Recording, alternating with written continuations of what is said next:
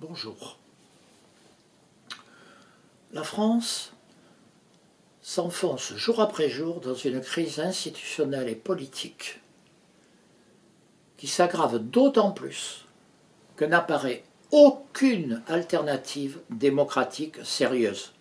Même pire, tout est fait pour empêcher qu'il y en ait une. L'Union européenne, dont tout le monde parle, apparaît de plus en plus comme une usine à gaz dans laquelle la maîtrise n'est pas franchement clarifiée. La seule chose qu'on sait, c'est que ce ne sont pas les citoyens de notre pays qui l'influencent. C'est dans ce contexte que Emmanuel Macron a envoyé, excusez du peu, une lettre à tous les citoyens d'Europe. Dans cette lettre, le président de la République française ne parle ni de la France, ni de la République.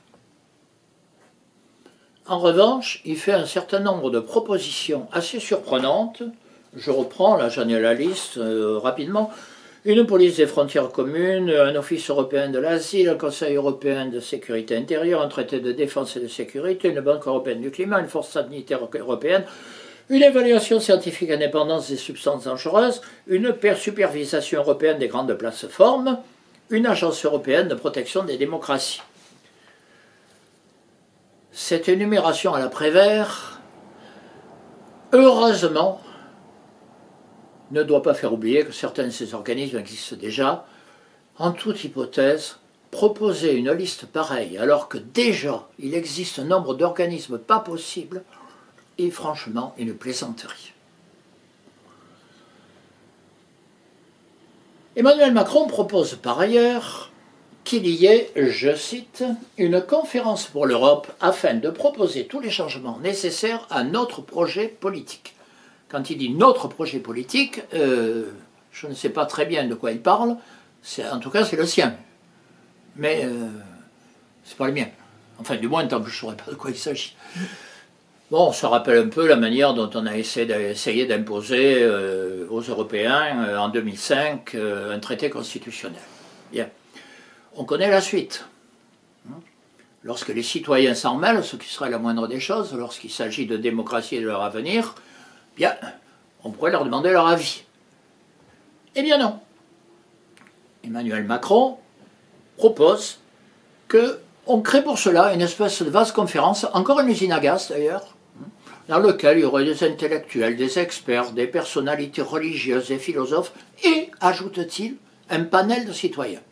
Fait par qui, choisi par qui, comment, on n'en sait rien. On pourrait penser que ce sont les citoyens. Soit dit en passant, au passage, il fait passer d'une Europe des États à une Europe fédérale, mine de rien, comme ça.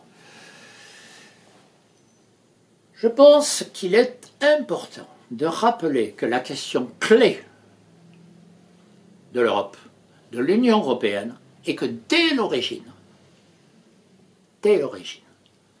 cette Union européenne est fondée par Jean Monnet sur une vision technocratique et non démocratique. Et que cette question-là, ce n'est pas en parlant de déficit démocratique qu'on la résout, c'est en revenant au principe même de la démocratie, c'est-à-dire la volonté des citoyens. Et la volonté des citoyens passe par les souverainetés populaires dans les divers États membres. Et il appartient aux citoyens de définir leur avenir dans leur État et les relations entre les États dont ils sont membres. Et c'est ça qui créera effectivement une Europe qui aura la confiance des citoyens, et non pas ces espèces de gloubi-boulga que nous propose Emmanuel Macron. Il est grand temps de le faire. Or, la seule allusion que Macron fasse à la démocratie est pour critiquer le fait qu'il y ait eu des fake news qui amènent à des résultats qui ne lui conviennent pas. Par exemple, s'il y a eu le Brexit, c'est parce qu'il y a eu des fake news pour lui. S'il y a des gens qui critiquent l'euro, c'est parce qu'il y a des fake news. Les seules fake news qu'il oublie, c'est celles qui l'ont fait élire. Nous devons retrouver le sens de la citoyenneté.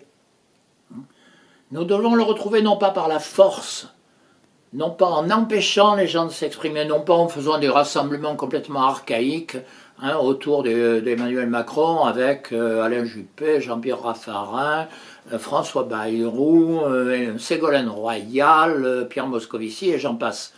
Non. Nous devons faire confiance aux citoyens et voir comment on peut s'exprimer réellement leur volonté, leurs désirs, leurs aspirations. C'est cela dont nous avons besoin, tant sur le plan national que sur le plan européen. Et tant que nous n'accepterons pas de poser cette question, nous nous enfoncerons encore plus dans la crise.